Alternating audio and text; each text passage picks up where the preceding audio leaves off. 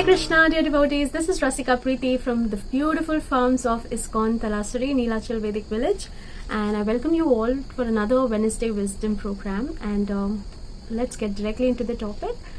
There are a lot of things about languages. Language is a very subtle art. It also builds a personality. Okay, it also builds your mind, your thought, how you think, how you behave. Now, for example, if a child is always, spoken to with आप, जैसे हम हिंदी में बात करते हैं, तो make sure that you are talking to your child with आप ऐसे करो, आप वैसे करो, in a very soft tone.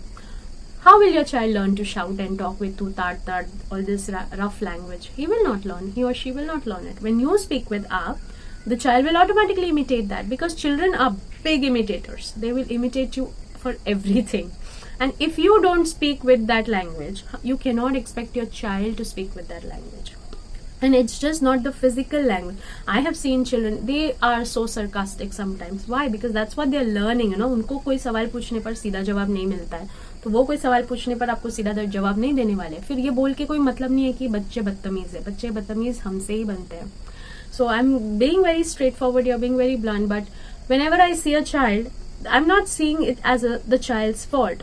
Anybody, it's never the child's fault. The way the child behaves, the way the child talks, the kind of language the child uses to speak, it's all about the parents or the immediate people he is associating with, he or she.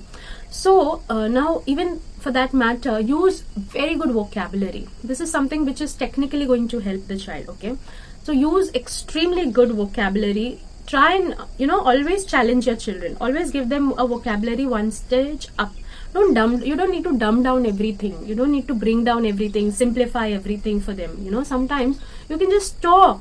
I was making my child speak clearly, and when he was just 2 years old, he had just started speaking. So I would ask him to speak words like स्पष्टीकरण कीजिए, explain this to me. तो इसको मुझे समझाओ, तो इसको ऐसे बोलेंगे कि स्पष्टीकरण दीजिए.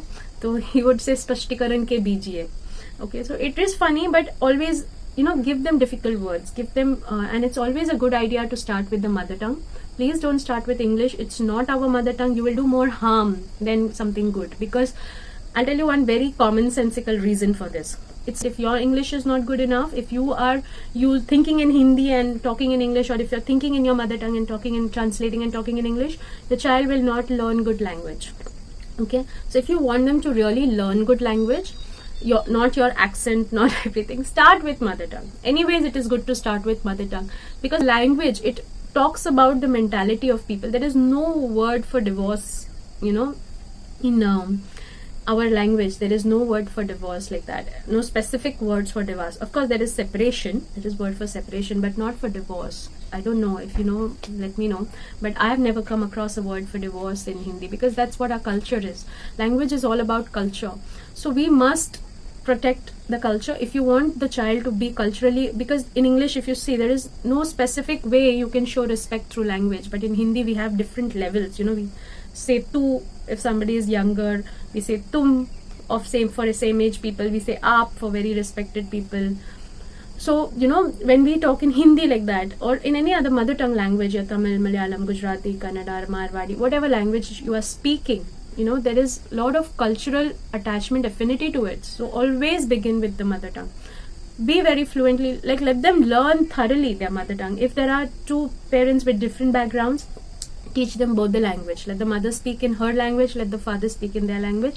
Of course, initially you can start with one, and when they start learning, you can introduce the second one. Okay, so not to bombard, but by 5 years of age, children can learn many languages, and they automatically learn to differentiate. They know that, when I'm talking to this person, I have to talk in this language. In my family, I'm not a Gujarati, but my family is Gujarati. And all the kids, somehow when they're talking to me, they'll not automatically start talking in Gujarati. They will start talking in Hindi or maybe in English. So they'll not start with Gujarati immediately. Children know to differentiate that within your locality, people speak a lot of Marathi, then, children automatically pick up on the language, because for people in Mumbai, in Maharashtra, Marathi is the local language. So children will automatically pick up, or with whom they are playing with, whatever language they are speaking, the kids pick it up very easily. Okay, so always start with the mother tongue, and once they have got a good command on the mother tongue, I think after 5 or 6 years of age, you can start introducing English. You don't need to do that right away in the childhood. Don't let English be the first language, because believe me, when English is the first language, there is a lot of limitation. We have a very rich language. We don't know English. English is not our first language, so we don't know the basics of English like an Englishman would. If English is your first language, if you are born in America, then please go ahead and teach English to your child. But it has to be the first language first for the technical betterment of the child. I would like to share one thing here. When I was teaching my son English for the first time, so we had actually started the language with Hindi, Sanskrit, and then we moved on to English. So when I was teaching him for the first time, he's like, Maiya, ye English kitna jhoot bolti hai. Like, this English is such a big liar. Because he said, when TH, it pronounces the also, and here now TH is pronounced as th also, and the also. Like WITH will be with, and THAT will be that. So whether to pronounce it as the, whether to pronounce it as the, we don't know. But in Hindi कितना सच बोलती है ना, संस्कृत एकदम सच बोलता है. क के आगे का लगाएंगे, आ लगाएंगे तो का ही बोलता है, वो कुछ और नहीं बोलता है. So even children perceive, language, because our Devanagari scripts, our language is so scientifically made. They are so perfect in their pronunciations. It's very sure. And to start with Devanagari with children, it will give them a surety. It gives them an assurity that they are getting it. Otherwise, with English, it's so overwhelming.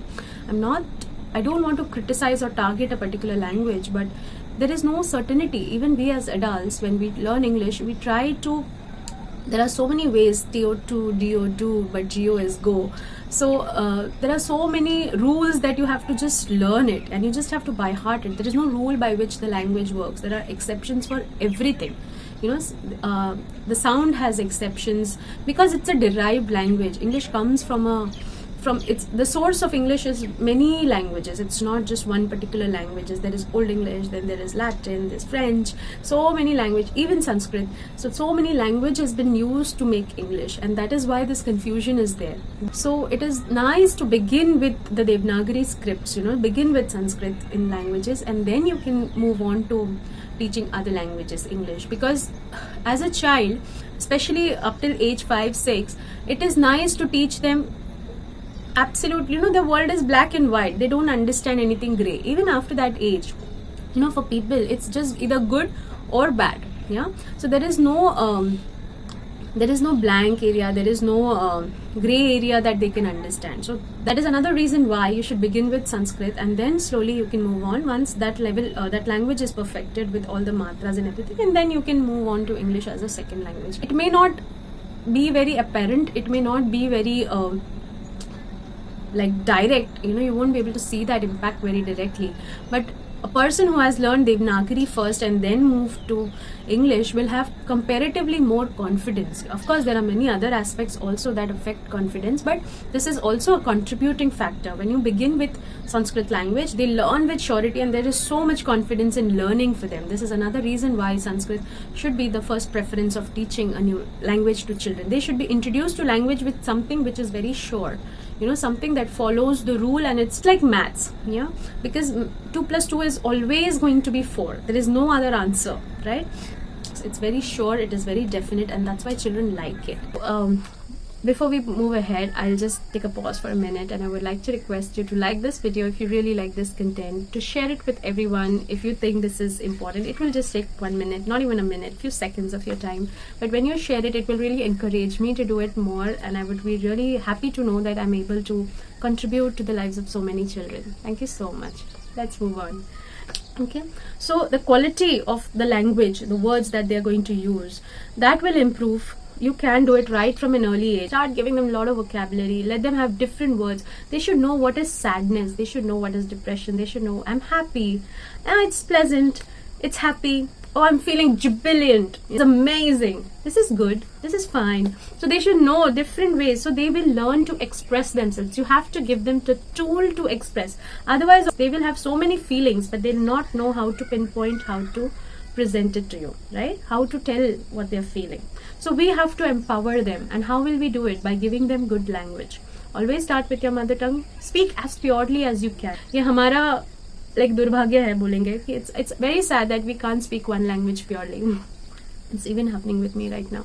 So try as much speaking purely in one language and try your best, okay? And then gradually you can start introducing English, okay, as your second language, unless English is your first language. Okay? That will help in good communication in future. That will create a bond, you know, a sense of being in the belonging to the family. It's very important, okay?